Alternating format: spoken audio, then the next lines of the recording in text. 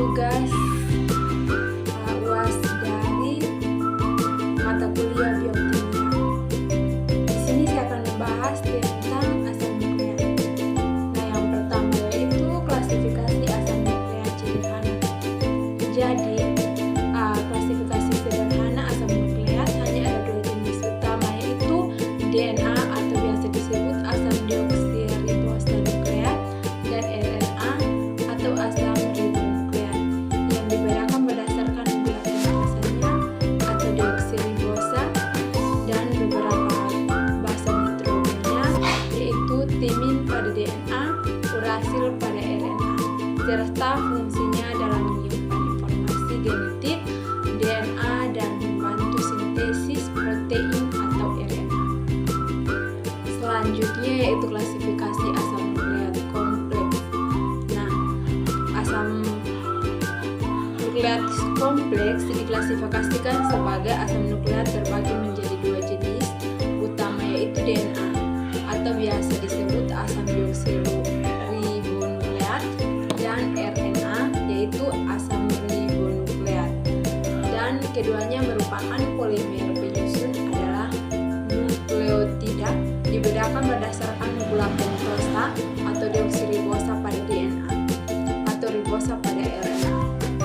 Jadi ada beberapa basa nitrogennya, yaitu timin pada DNA, urasil pada RNA, serta strukturnya yaitu double helix atau DNA untai tunggal untuk RNA, dan RNA juga memiliki beberapa jenis fungsional seperti mRNA, tRNA, dan rRNA. Selanjutnya pada bagian C yaitu struktur DNA. Jadi struktur DNA adalah helix ganda atau double helix seperti tangga spiral yang terdiri dari dua untai polinukleotida terpilih. Nah, setiap untai tersusun dari gula deoksiribosa, jadi gugus fosfat dan basa nitrogen atau adenin atau A, timin atau T, sitosin atau C, guanin atau G. Jadi basa nitrogen berpasangan secara spesifik, jadi A dengan T dan C dengan G. Dia membentuk anak tangga yang stabil, sehingga sementara untai-untai tersebut berjalan secara antiparalel atau berlawanan arah. Selanjutnya pada bagian A yaitu komponen utama DNA.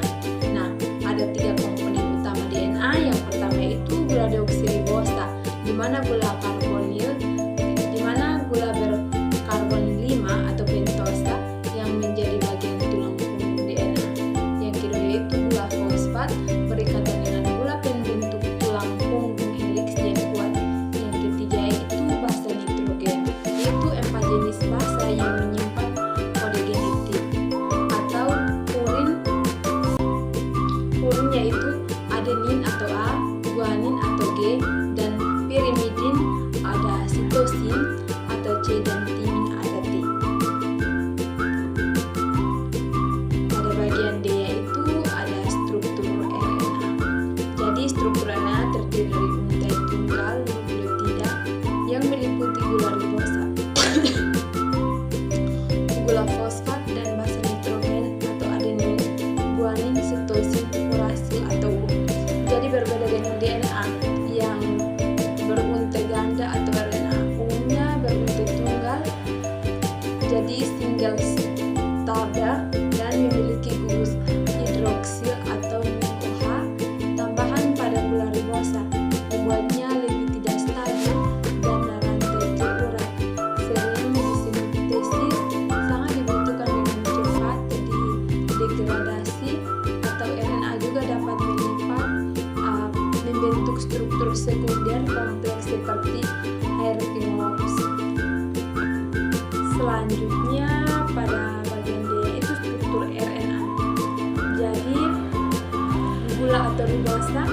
gula pentosa yang memiliki bus hidroksil atau min OH ekstrak pada posisi 2, karbonilnya yaitu bus fosfat, menghubungkan untai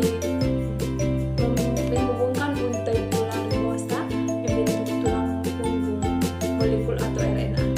Jadi basa nitrogen atau adenin A, guanin D, sitosin C, dan uracil U menggantikan timin atau T pada DNA. Pada bagian E yaitu sifat dan fungsi DNA. Yang pertama itu ada sifat DNA. Jadi replikasi DNA dapat mengadakan dirinya sendiri untuk memastikan informasi genetik diwariskan secara akurat kepada sel anak selama pembelahan sel. Superkoil DNA dapat melilit membentuk struktur superkoil yang sangat panjang dan tipis, sehingga memungkinkan seluruh untai DNA dapat masuk ke dalam inti sel yang kecil. Pada struktur heliks ganda tersusun pada 2 untai yang saling melilit membentuk heliks ganda dengan alur mayor dan minor yang memungkinkan protein mengenali urutan base DNA untuk berbagai fungsi seluler. Polimer atau nukleotida DNA adalah polimer yang tersusun dari suatu berulang yang disebut nukleotida, di mana nukleotida terdiri dari 2 deoksiribosa, bus fosfat, dan basa nitrogen atau adenin, sitosin, guanin, dan timin. Pada bagian B yaitu fungsi DNA, di mana penyimpanan informasi genetik DNA berfungsi sebagai buku petunjuk atau gudang data yang menyimpan semua instruksi genetik yang diperlukan untuk membangun dan memelihara setiap organisme. Jadi sintesis protein DNA menyediakan instruksi kode untuk membentuk protein. Jadi protein ini kemudian menjadikan sebagian besar fungsi dalam sel dan tubuh. Pewaris sifat DNA mewariskan karakteristik dari organ orang tua ke anak melalui proses reproduksi yang memastikan sifat dan ciri-ciri fisik diwariskan dari generasi ke generasi. Jadi pengaturan ekspresi gen DNA mengatur kapan dan di mana gen tertentu diaktifkan pada atau dinonaktifkan, memastikan gen bekerja pada waktu dan tempat yang tepat. Jadi pengaturan perkembangan dan metabolisme DNA mengendalikan seluruh proses metabolisme sel dan mengatur perkembangan organisme dari tahap zigot hingga dewasa. Selanjutnya pada bagian F yaitu sifat dan fungsi RNA. Jadi RNA memiliki sifat berupa untai tunggal yang terbuat dari gula ribosa dan basa nitrogen, yaitu adenin atau A, guanin atau G, sitosin atau C, dan uracil atau U. Jadi fungsinya untuk penting dalam proses ekspresi genetik, jadi terutama sebagai perantara untuk menyalin kode genetik dari DNA dan menerjemahkannya menjadi protein, di mana berbagai jenis RNA seperti mRNA, tRNA, dan rRNA bekerja sama untuk menyintesis protein. Selanjutnya pada bagian G yaitu ikatan yang terlibat dalam asam nukleat. Jadi dalam asam nukleat atau DNA dan RNA terdapat 3 ikatan utama, jadi ikatan fosfodiester atau ikatan kovalen yang membentuk tulang punggung gula fosfat.